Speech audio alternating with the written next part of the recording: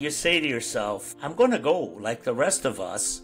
How do you want to be remembered? If we can make a difference in the world while we're here for the better, hey, let's do it. And you know, when I coach soccer to this day and I see those kids, they want to come to soccer Saturday and they like to see me and I put smiles on their faces and their parents enjoy coming, I say, you know, this little world that we have every Saturday here, man, I love it. Welcome to the After Peter Pan podcast. I'm your host, Pat Tenneriello, and today I sit down with a very special guest, my dad, Stefano Tenneriello, dedicated youth probation officer for 30 years, dedicated coach, and devoted father of 5. My dad has spent his life guiding others, both on and off the field. Through his career and his passion for coaching, he's impacted countless lives, helping young people discover their potential and teaching the value of teamwork, community, and resilience. Known as the coach, he's a firm believer in leading with kindness, fostering connection, and putting family first. Through my dad's story of growing up in an immigrant family to raising 5 kids, you can expect to learn how to strengthen your relationships by prioritizing family and community, the powerful life lessons team sports can teach, and why fostering connections can lead to a more fulfilling and impactful life.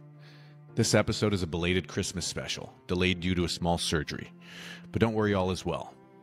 This conversation is deeply personal to me, even emotional at times, and certainly meaningful, and I'm honored to share it with you now. Enjoy the episode.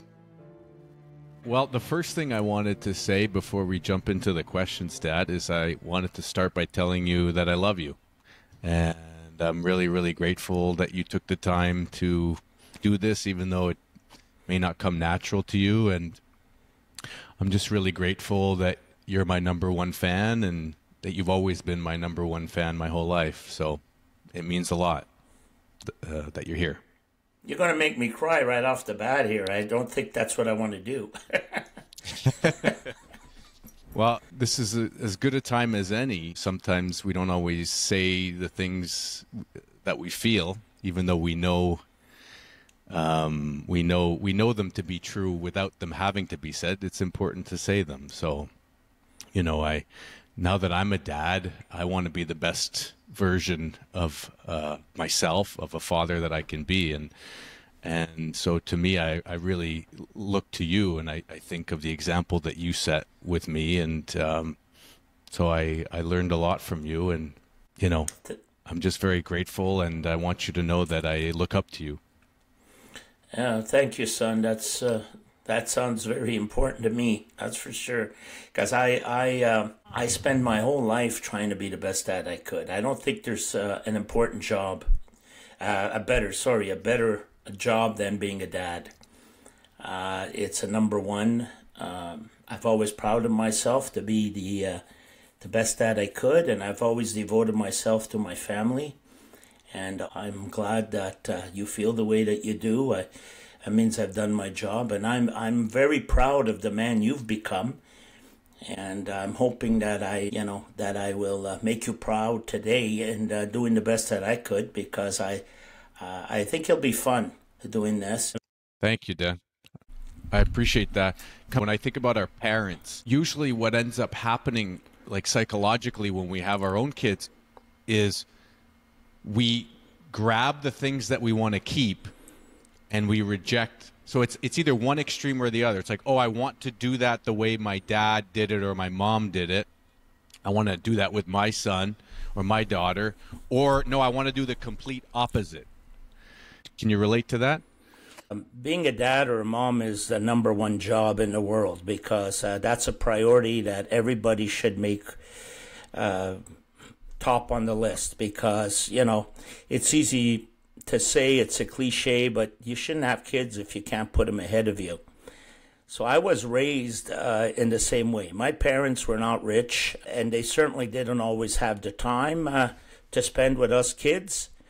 Because, you know, they were immigrants. They came to Canada with nothing, and they were determined to give us kids a better life. And in order to do that, they had to make sure that we were able to have what we needed as far as essentials go. We didn't have any luxuries. But the one thing that they instilled in us is that we're always stronger together. because we've got each other. And it's so true, and that always stayed with Dad. We had our ups and downs, but I knew that if I needed someone, my dad would be there, my mom would be there, or my grandfather or my grandmother, because it extended to, outside of our nuclear family, aunts and uncles and cousins. And I think, that's what I try to instill in you guys. And you have that. I see it. I see it with you and your siblings, and I see how you're a great, not only father, but a great brother and husband and, uncle. It comes naturally. We don't even have to work on it, I don't think, because you've always made it a priority.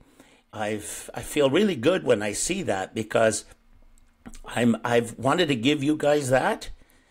And you've latched onto it, and I hope you never lose it, because when I'm no longer around, you guys are going to be there for each other. And that, to me, is number one. I didn't realize how uncommon it is. I just assumed that everyone thought about family the way that we do, and it wasn't until I was a bit older and some of my friends would say, "Oh, you're really close to your family, or you have a really close relationship to your dad." And so, yeah, doesn't everyone? And unfortunately, that's not the case. No, it really isn't. You cannot have an individual itinerary when it comes to support and encouraging and loving and caring within your family. And I remember when I worked as a probation officer, the one thing that was obvious to me was that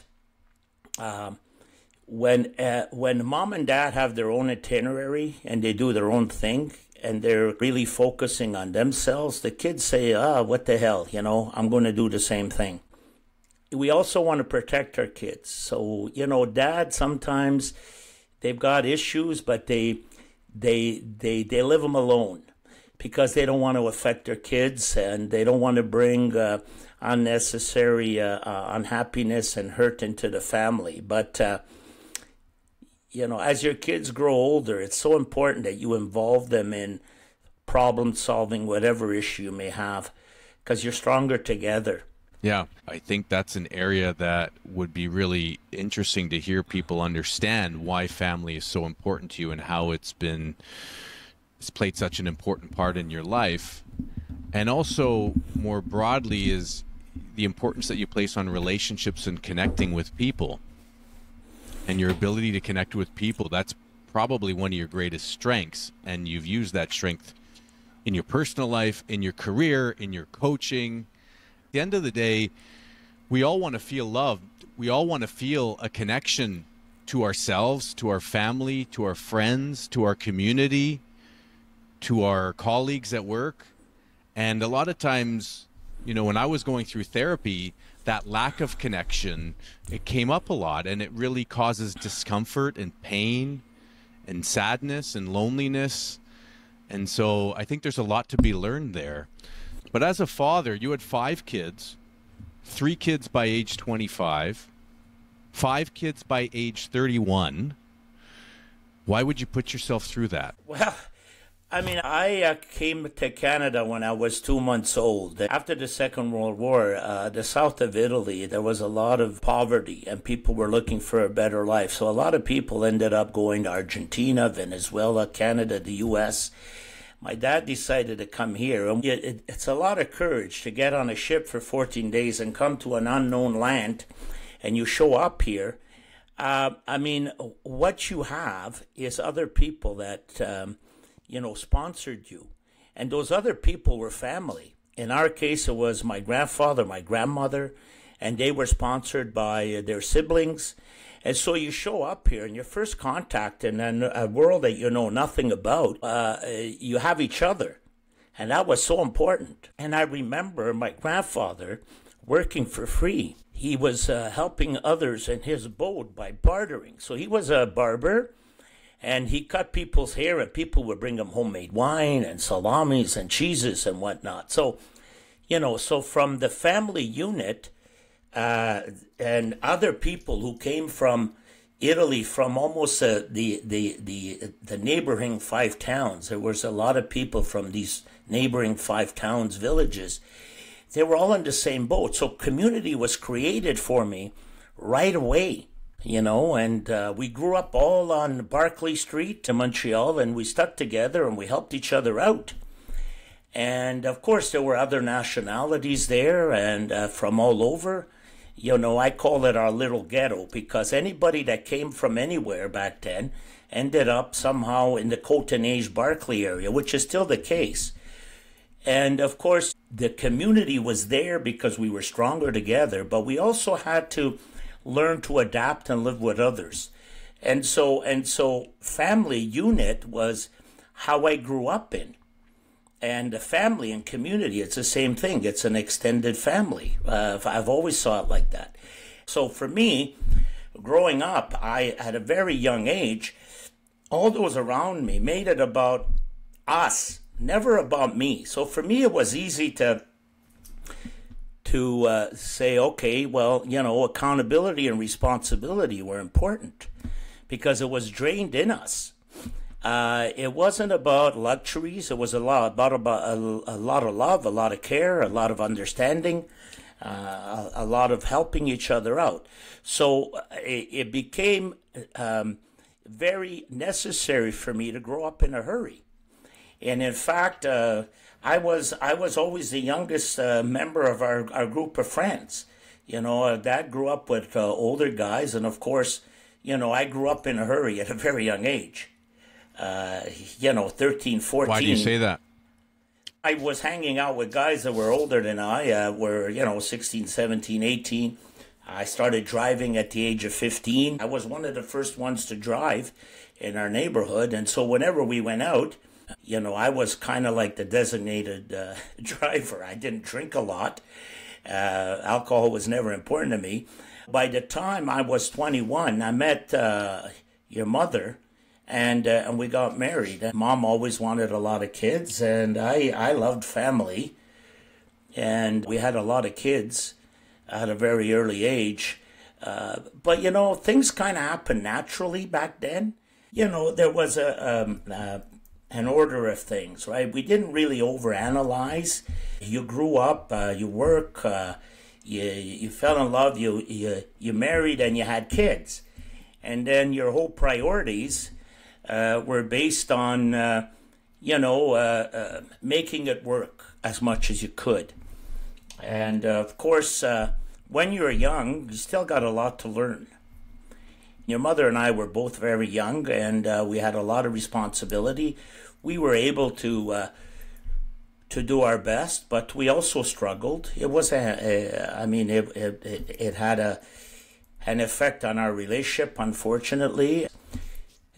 So did I chew off a lot? More than I can swallow, I guess. Yes, I did, and things kind of fell apart. But the one thing that never fell apart, I think, is that your mother and I, we were able to, even though we weren't together anymore, we were able to still make you guys a priority. And as a result, I'm really happy to see that, you're all good individuals with fantastic careers, loving spouses, children of your own, and happy, very balanced individuals. In hindsight, I have no regrets about being a father at a very young age. I think, we also as parents learn as we go. We make mistakes, and going back to your point, of we take what is good in our childhood and what is bad. Well, we all have that because no families are perfect. But if you feel loved, I think that's the foundation to growing up and being a loving individual, of being kind and patient and always making time for those you love, even though our lives get busy. So I tried hard as a parent, and I know that I wasn't perfect, and I'm hoping that that you guys learn from my mistakes. And if you're better than I was as a father, that's fantastic. Because like I said, that was my number one priority. Good. Well, there are big shoes to fill in the sense that you placed fatherhood at the very top of the list of your priorities. And it's not always easy to do that because you have ambitions and goals of your own. Just because you're a father, that doesn't make your identity just fatherhood, right? Like you can still have dreams and goals and ambitions professionally, or you can still have a desire to maintain close relationships with friends or to dedicate time to your health or a hobby, if you enjoy playing sports, and there is some sacrifice, but you shouldn't forget who you are either. And if you are a father 100% of the time and that's all that you are, then that may bring about some resentment. With me, I can't imagine 5 kids. Like I have one kid now. He's nearly 2. He's been sick these last few days.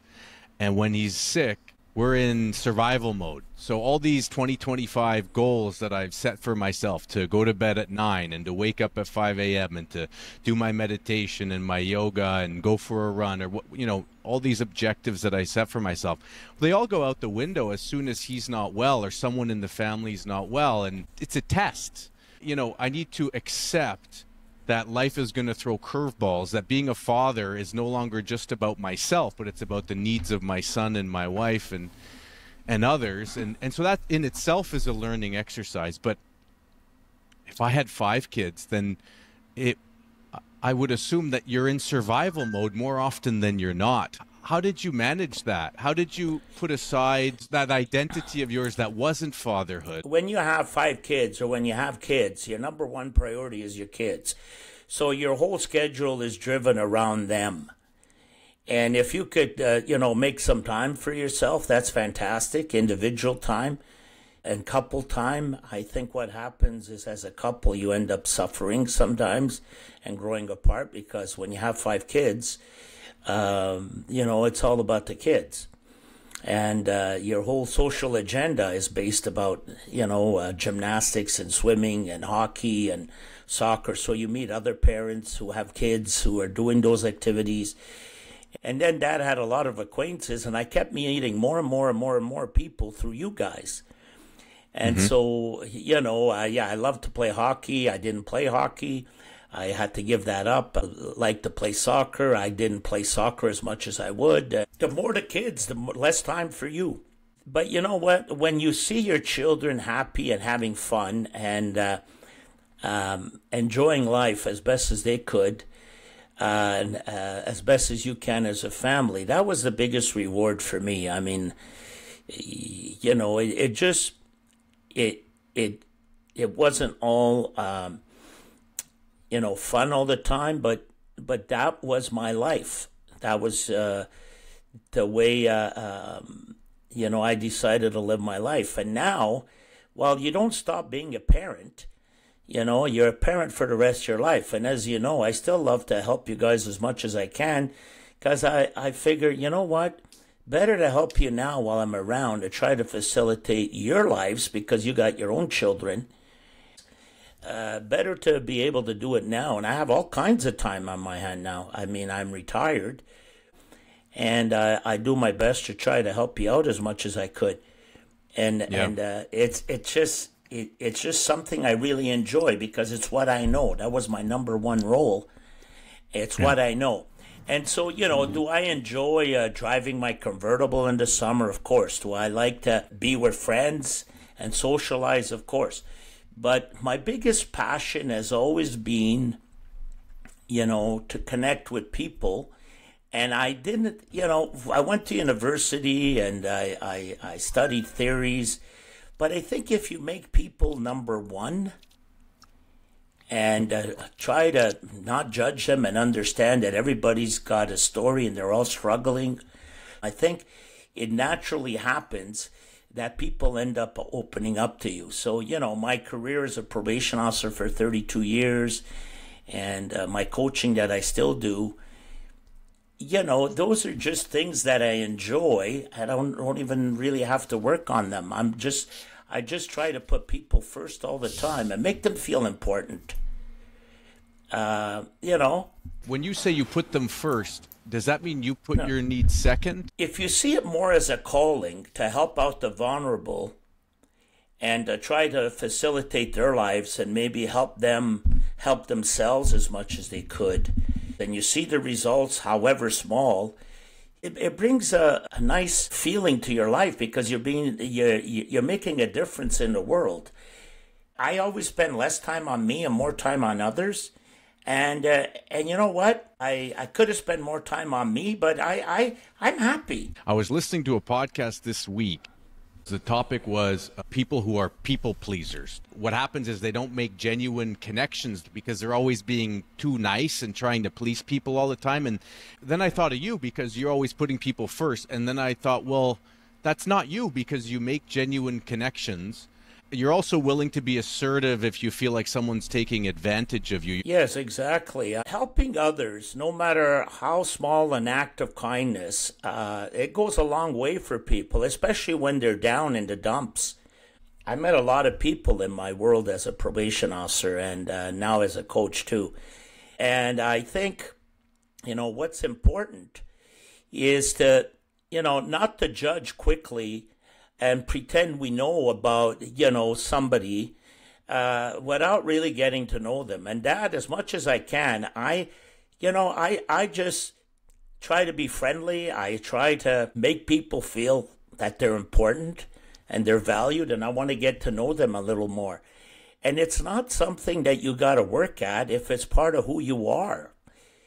If they feel you're coming from a good place and they see that you have a heart and you genuinely are sincere and genuinely care, you attract people because people are all looking for that. They're all looking for someone to connect with. We spend a lot of time reading books and we spend a lot of time going to school and we spend a lot of time trying to figure out how we can help people help themselves. Well, the best way is to just be someone's biggest fan. And that is to, just to kind of say, okay, I believe in you. You can do it. And it's going to be okay. And anybody that's ever struggled, I think, like we all had mentors. We all had people that we connected with because we just felt good around them. And I don't know, I should know, but I don't know how much theory there is out there that actually explains, the effectiveness of one human being who's struggling, connecting with another human being who believes in them. We know that works. But is there actually research that proves that that's the best theory to help people? I happen to think that is. And I think sometimes we try to over analyze and try to be somebody we're not just because we read a book and they said this worked. I think what's important is to just know who you are as much as possible and find your passion and have fun with life as much as possible. You spent your career as a youth probation officer. And it clearly was your calling. You were very, very good at it.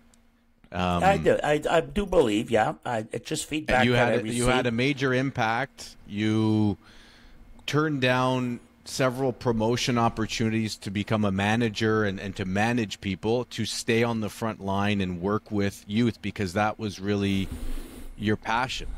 How did you help the kids on your probation, to your words, to know who they are and what their passions are? Because I'm guessing many of them were lost. So first of all, I just wanted to say that power and control and titles and a lot of money was never my goal.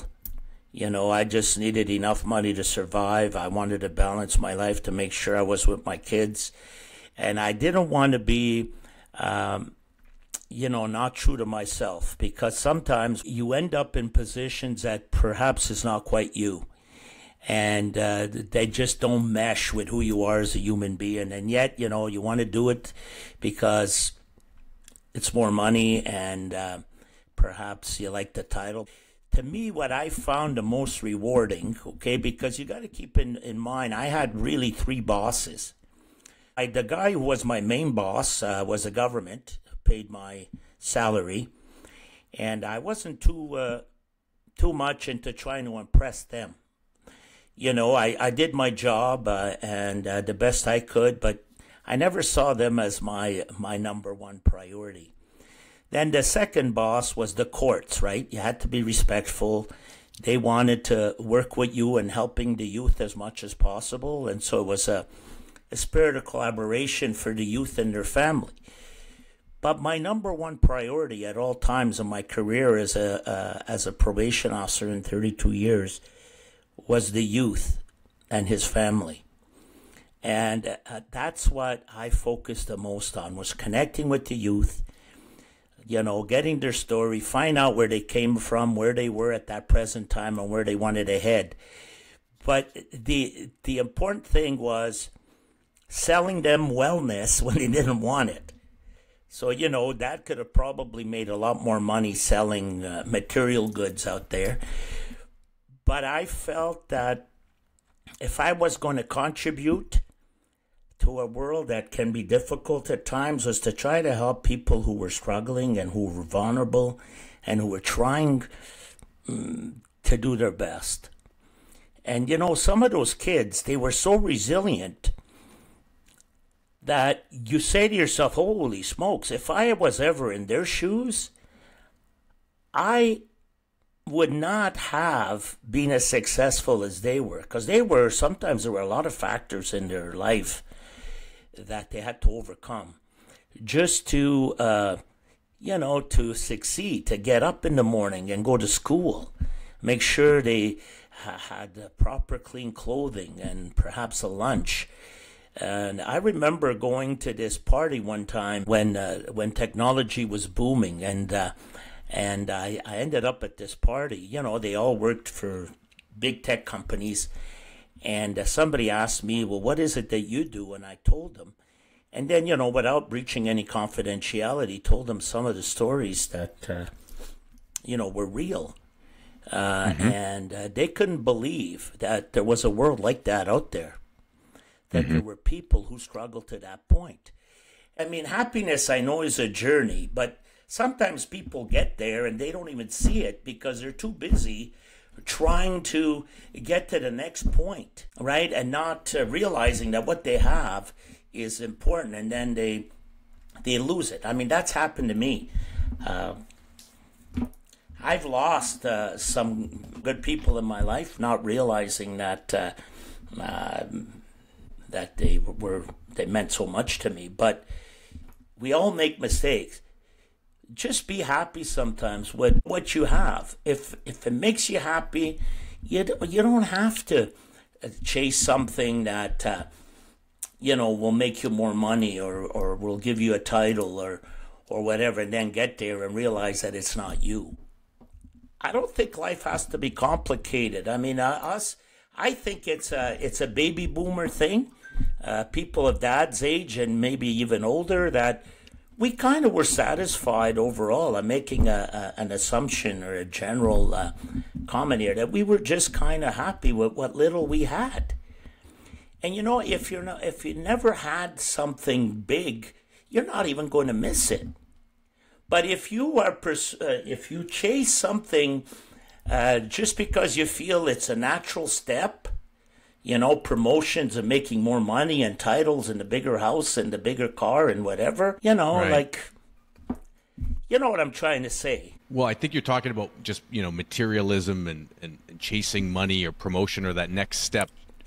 You're just going to keep chasing for the rest of your life. And then you talked about the importance of gratefulness, being grateful for what you have. And I think that's a practice.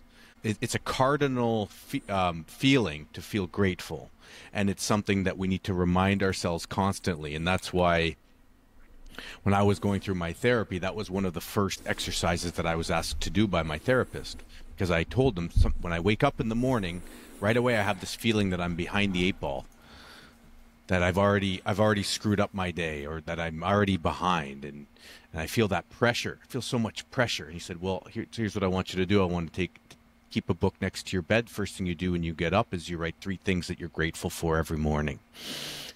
And so it's a practice, and then you write it down, and then you read it, and then you realize, wow, life's not so bad. And also the other thing that I heard you talk about is perspective. You went to this party full of tech people. Maybe they made a lot of money, and maybe they were more into that lifestyle of chasing that next thing. And you came in there and you hit them with some reality of a piece of the world, or the strata of society that a lot of people are never get a chance to see and have no idea exists. But you have that perspective, because you were seeing that day in and day out in your career. And perspective is so important, because, you know, people, they set an objective for themselves to become wealthy or to make money, right? But guess what? If you were born in the Western world, you're already in the 1% of the most wealthy people on the planet. Mm-hmm. So, like, how much more wealthy do you want to be? That's Congratulations, right. You were born in the 1%. What do you want to be, the 0.1%, the 0.01%? Like, you choose to compare yourself to the people in your country, or in your circle of friends, or in the families that your family's connected with.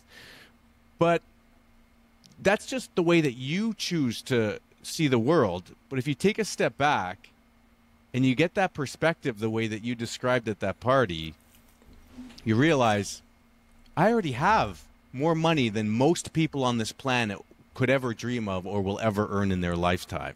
Exactly. And it depends what drives you. And Dad, you know, like I grew up with very little, and I didn't need a lot. And I realized that when I go to Italy, in the south of Italy, my goodness gracious, I mean, you know, people are making 2,000, 2,500 euros a month. They're happy with just being together and enjoying life. La dolce vita. Like, what is la dolce vita? Well, you know, sitting at a cafe and meeting a stranger next to you because he's having a coffee as well. And, you know, little things could bring us a lot of joy. If people are chasing the dollar and forgetting their family, what good is that going to be in the end? You know, you say to yourself, I'm going to go like the rest of us. How do you want to be remembered when you leave? That's important to me. And if we can make a difference in the world while we're here for the better, hey, let's do it. And you know, when I coach soccer to this day and I see those kids, they want to come to soccer Saturday and they like to see me, and I put smiles on their faces and their parents enjoy coming, I say, you know, this little world that we have every Saturday here, man, I love it. It's a team effort. We all come together to have fun and to laugh and enjoy. And trying to create little moments like that everywhere you are, you got to make people a priority. I want to ask you again,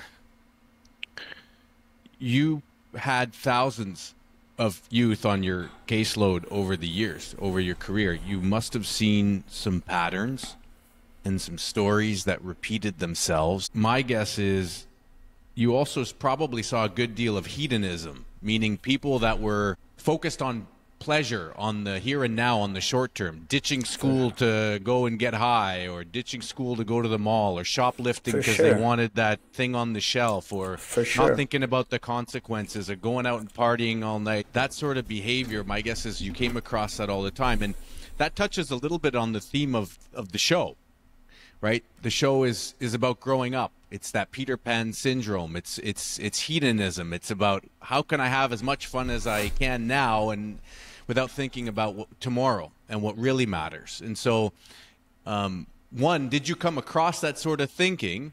Two is like what did you do about it?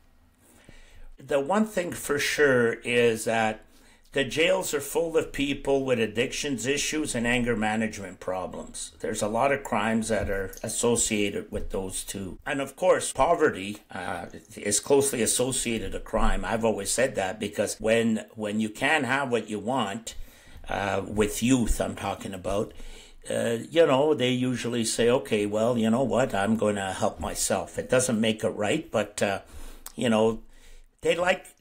they like to party. They like to have fun. They like to congregate amongst similar interests. They get involved in the same crimes or, same activities. They chase the here and now.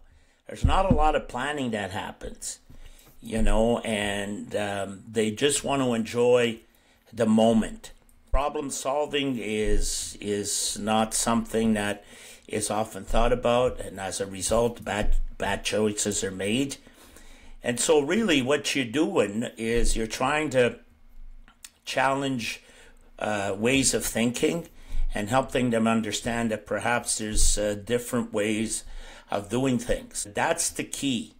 And it's hard. But if you connect and and someone has enough respect for you, and they know that you actually care about them, they start listening.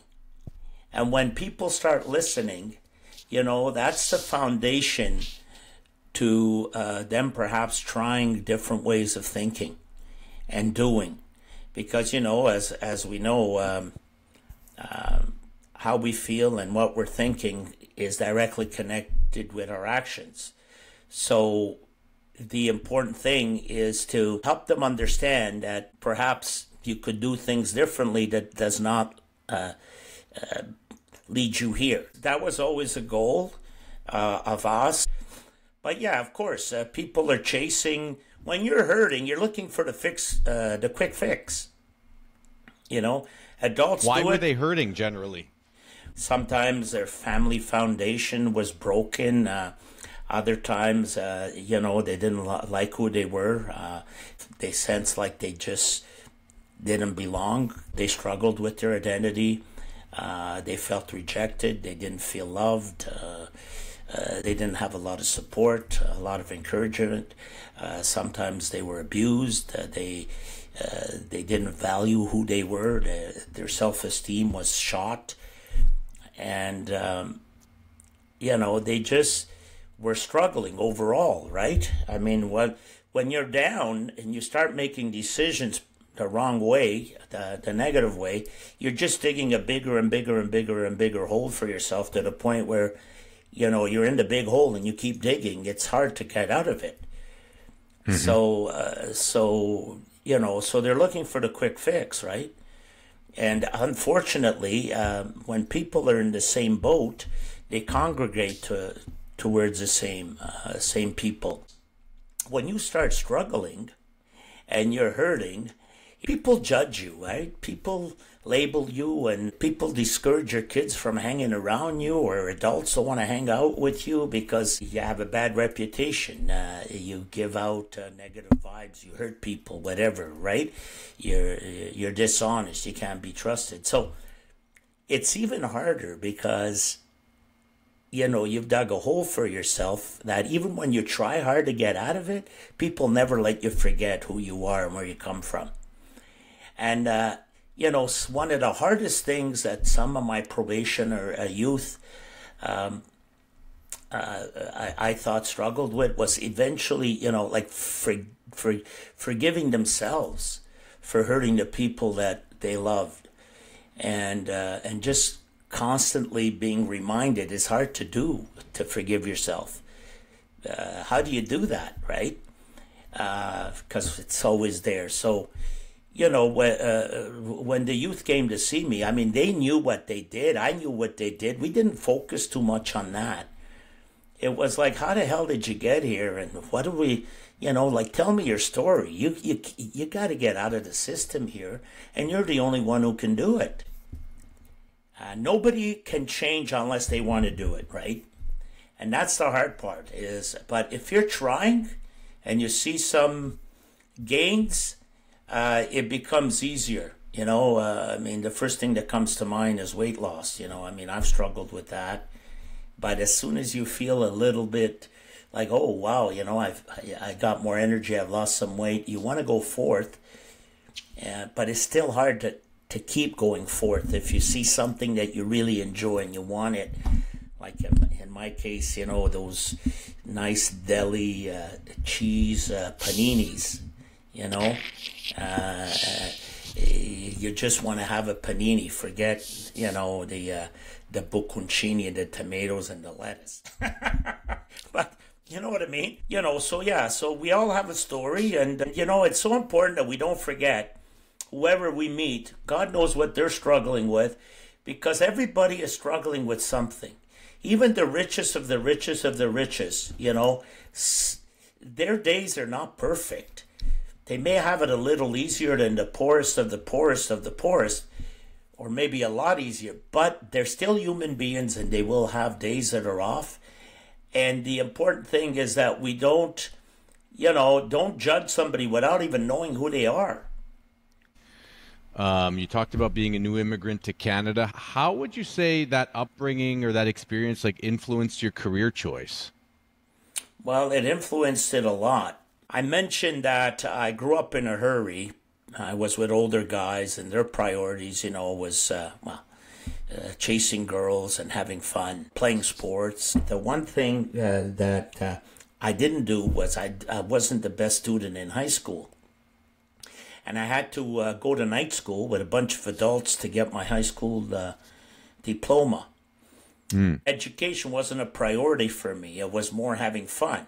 However, when I found my passion, and that is, people and the vulnerable, and the ghetto gave me that. My ghetto. It wasn't, I call it the ghetto, but a lot of good people there. What I quickly realized is, it's a fine line. How come I made it and some of my friends didn't make it? Meaning they broke the law and they made bad mistakes and choices, and, they ended up in custody, or, they lost relationships and their family. Why? Why is that, right? And I always wanted to know more about that, and how I could maybe understand it better and help. But my point is that I ended up naturally into that area because I wanted to know more about people and the vulnerable people. So what do? So I went to Dawson College and I took social sciences. And I was like, all of a sudden, boom, oh my God, I became an incredible student because it was information that I loved and I enjoyed, right? And so from there, naturally, I went into criminology and took off from there. And then I just wanted to work with people. My first job was in Edmonton, Alberta, working with disadvantaged, down and out kids on the street. And there was just trying to connect with them and giving them some positive outlets to do some things differently that they weren't used to, or just give them a meal, some warm clothing, whatever the case may be, to help them, not just survive, but to see that there's different ways of doing things. And I have a thing for the underdog because I stuttered. I ended up stuttering at one point for a couple of years, and that was when my brother, my youngest brother, was sick, and he wasn't well, and it caused a lot of anxiety and turmoil in the family, and it affected me. The anxiety affected me where I started to stutter, and of course, the more conscious I was of my stuttering, the worse it became. And to show you how powerful your mind is you can overcome stuttering and whatever anxiety if you challenge your fear. And I was able to do that. I was able to do that, thankfully. And if I'm overly stressed out now, sometimes I find I can't get my words out. But it doesn't show. And of course, I could talk all the time. You made up for that that time in your life when you couldn't talk as much. That's great. One area we haven't gotten to is coaching. Why do you feel team sports are so important for personal development? I coach soccer, as you know. I always had a passion for soccer. Coaching is a privilege. It really is. Because it allows you to bring the best out in your players. I know it's cliche, but really, it's teaching the beautiful game, which is the only world sport. There's lots of sports, but soccer is truly the only sport that is worldwide. It's played everywhere. The only other sport that comes close to that would be track and field. To be able to coach the right technique to kids' basic fundamentals, but also to see them wanting to come and having fun and enjoying the sport and feeling welcomed and feeling safe, because the kids all get it, that we're there for us. We're not there for me. Of course, the younger kids have a harder time with that, but you know what? You talk to them, they get it. And I don't think that there's a lot of that even happening in schools anymore. But, so having contact with people, coaching the game that I love, and helping them become better version of themselves is what I enjoy the most. And it warms my heart when I see them grow. But when I get the smallest little compliment from parents, about how much their kids are having fun and the friendships that they've developed at the soccer, and it's just amazing, because you are helping your community. Why do you feel that being an active member of the community is important? Well, because, if you want to live in a nice environment where you feel safe and, you create an environment where people love to, spill onto the street and just help each other, not afraid to go knock on the door to get some assistance. I know that's cliche and passé, but people that go to church, for example, they go there to get a sense of community. The same people you see over and over again, and you feel like, okay, well, I'm not alone. I like to think that I'm helping with the values and beliefs of old that sometimes we forget. Togetherness is important. I think there's more and more loneliness and isolation happening, which are two of the worst things that a human being could do to themselves. And, it increases social skills for the little ones too, right? Because as you know, we could easily get plugged into machines that help us, but there's so many negatives to that too. So kids got to get out and meet other kids and do activities with other kids. If someone were to say, well, how can I get involved in my community, right? Like I think of you as an example. One is you're promoting and coaching something that you love, and through that, you're getting connected in the community. Families, kids are getting to know you, and that's how you've decided to get involved in your community. Not only that, the other thing that I see you do is you kind of break down barriers on your street. Like you go to knock on your neighbor's door all the time. They know who you are, you know who they are. They scratch your back, you scratch theirs, and then that's kind of contagious, because once three neighbors know one another, then they go and they talk to the ones next to them, and before you know it, the whole street knows each other, and then you could start to plan a social activity in the summertime, and so it's not that you need to necessarily run for office or do something grand like that. It can start with very small steps, and it can easily grow and become contagious. Exactly. And I mean, you're building good memories that last a lifetime, right? I've got kids I used to coach that now are bringing me their kids. Dad's been coaching in Orleans alone since '87. And so if it's been a good experience for them and they bring you the most precious thing in their life, their children, to me, that is the best compliment that they could ever pay me, because it's so true, right? You're building good memories.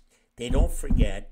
They want to share them with their children. You know, when you are on a team and you feel comfortable with your players and you develop a strong bond as a team, you're going to be successful. But not only that, when you struggle off the field within your own, you know, families, or you feel comfortable sometimes approaching somebody that you know cares about you and you trust.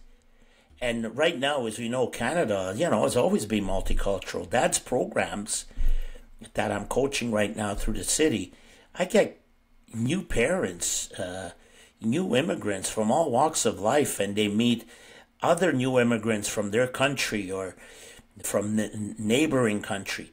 And they exchange phone numbers and they exchange addresses, and they you know, have their kids play outside of the soccer environment.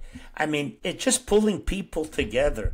And I think if people can pull together rather than focus on divisions, we can't go wrong with that.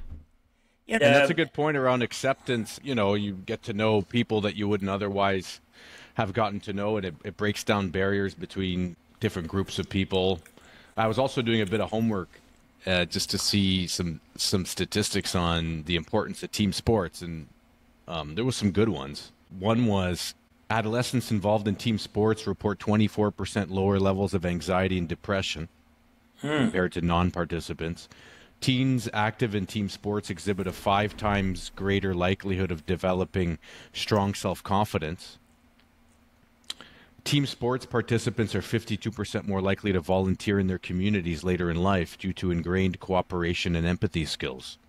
I think you've touched on, you know, a lot of these stats, and when I think about my time where you coached me and my time in sports, you know, I think what it taught me is, like, you're part of something that's bigger than yourself. And so sometimes when you don't feel like going to practice or you're not bringing 100%, like, people are depending on you. So it teaches dependability, consistency, discipline, cooperation, communication, and it certainly does build self-confidence. Team sports is really, you know, like you said, all those things you mentioned, it's true. It builds a lot of strength in human being. Dad played team sports, and I've got nothing but good memories of all the times that I played. You know, the only thing I regret, of course, is I didn't have a lot of times where my dad came to watch, you know, and I think that's important. Kids excel if their parents are around and cheer them on. But it's not always the case because, you know, life dictates. You got to put food on the table, and you know, back when we came, you know, our fathers, their number one priority was making a living. But yeah, all those things, I mean, I highly recommend team sports for so many reasons. But, you know, it's the lessons learned and the friendships created that you never forget. What would you say to a critic of team sports? Like, if someone were to say, well, on the flip side, it promotes locker talk, or what else might they say? Well, if someone's not good, they might get bullied, or they might actually lose self-esteem if they're warming the bench and not actually getting a chance to play. How would you react to those criticisms? Well, I think any sport is based on the coach. That's what I would say.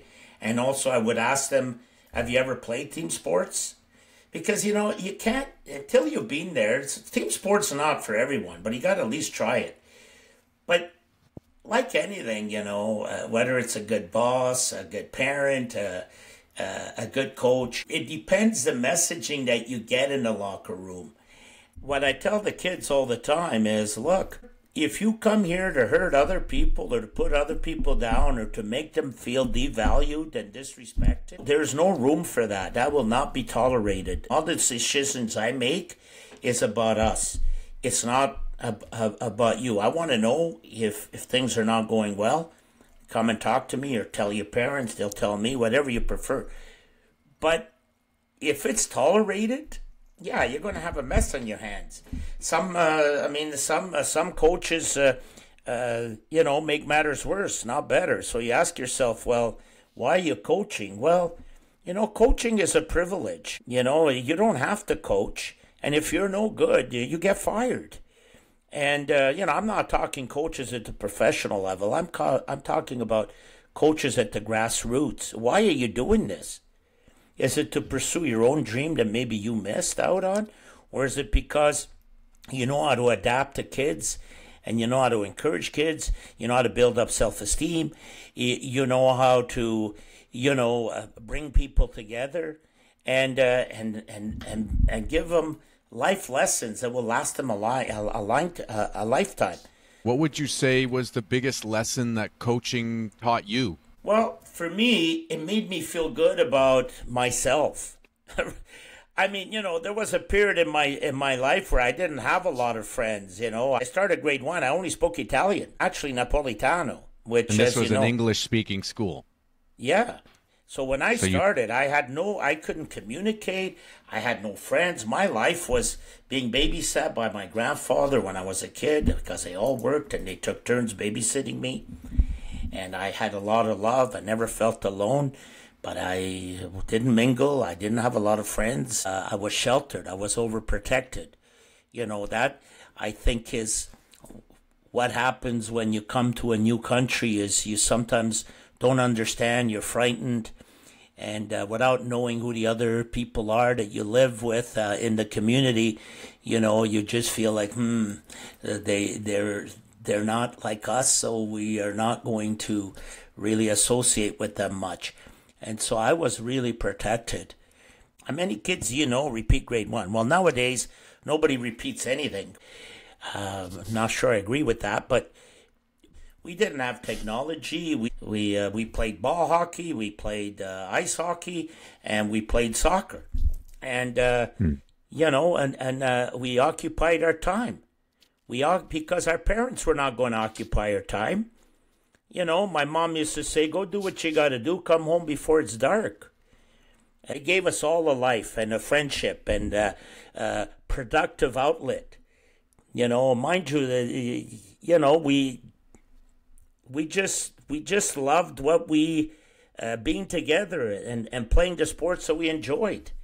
And quite honestly, I know it's cliche, but it does keep you out of getting in trouble, And of course, back then, we certainly didn't want to get in trouble because it was important to us not to shame our families, And so sports. I mean, sports really was all our lives growing up. It's what we knew. We had each other's backs. And we knew all our friends' families. We didn't do things in isolation, and they all knew us. The title of this episode, I always put the guest's name. I wasn't going to put Dad. I don't think I was going to put your full name either. That's kind of formal. So I was thinking of putting the coach. And everyone who knows you knows that your nickname is the coach. Do you remember where that nickname came from? Well, I kind of fell into it because I've been coaching for so long that, and Orleans is such a small community that, hi coach, how's it going, coach? I'm just a coach. But also, the kids and their families never call me by my name when I bump into people, which of course I bump into people all the time. It's coach.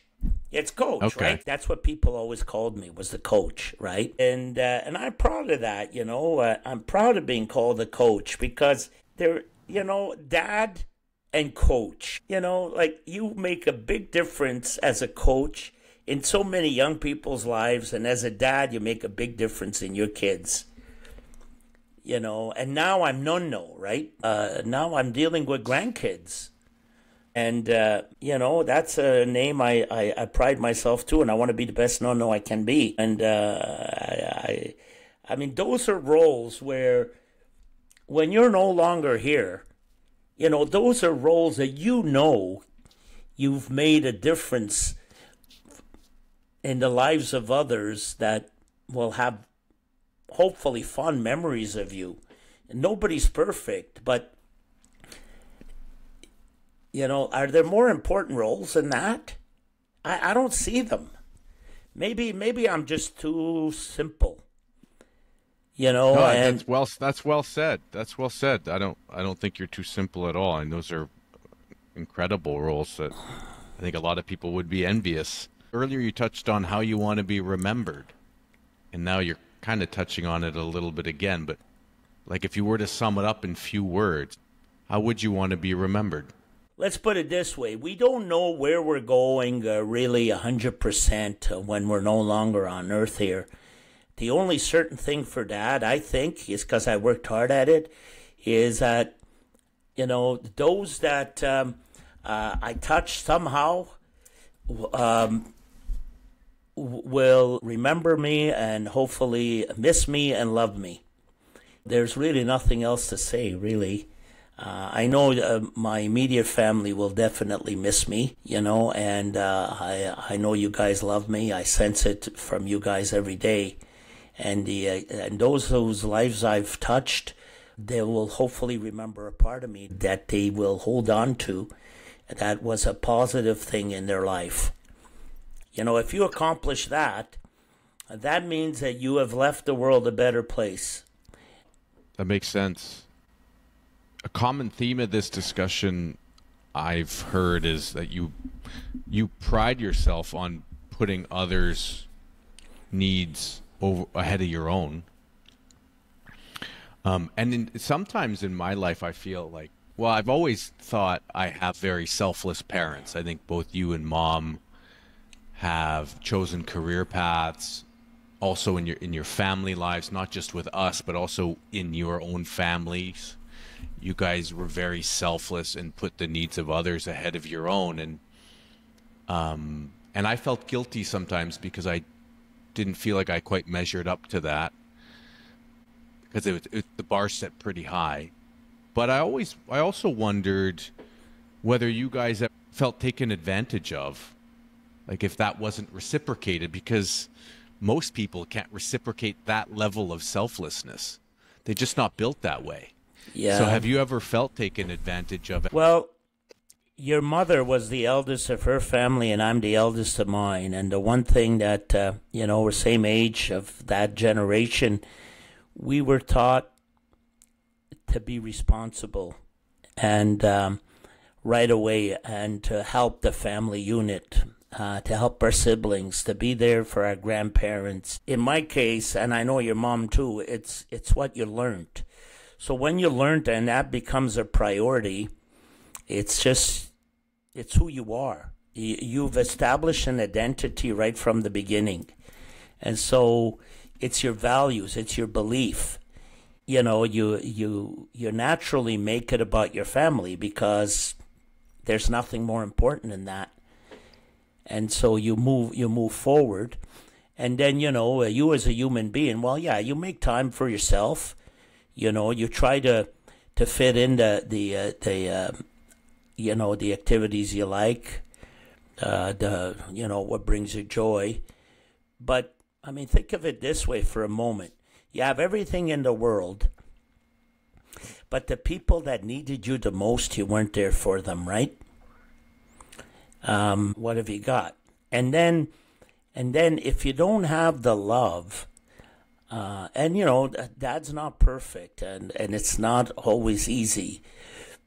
But if you don't have the love of your sons or daughters, you're a shell of a man, in my opinion. And so when you look at it that way, when you're strong at who you are, you know what? You don't have regrets because you've established who you are. You remember, we all have different hearts, right?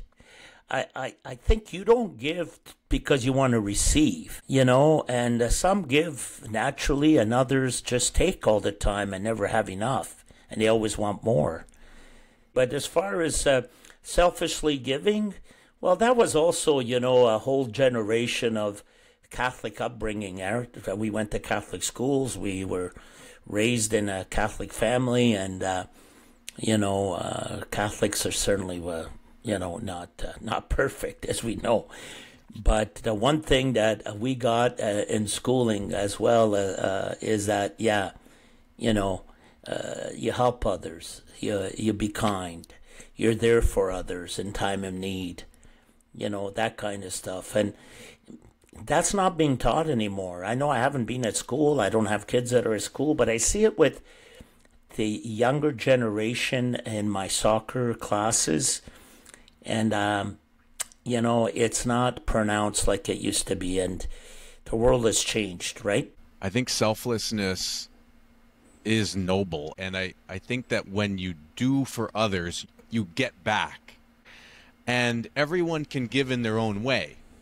So maybe for you, you gave a lot of your time. You were willing to sacrifice your needs for others. But maybe for someone else, it doesn't look like that. Like I think to an episode I did with Ashwin, and we talked a bit about altruism. And he said, well, for me, I want to be an example of someone who's just living life in a light way. I want to be light to people. I want to lead by example.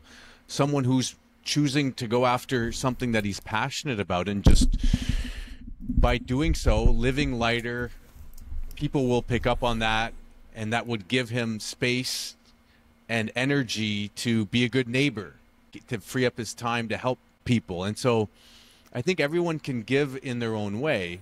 Mm-hmm. But I think that there is a lot of proof that when you're not thinking about yourself, but you're thinking about others, you're out of your own head. And a lot of the mental pain and suffering that human beings have is from just being in their own head.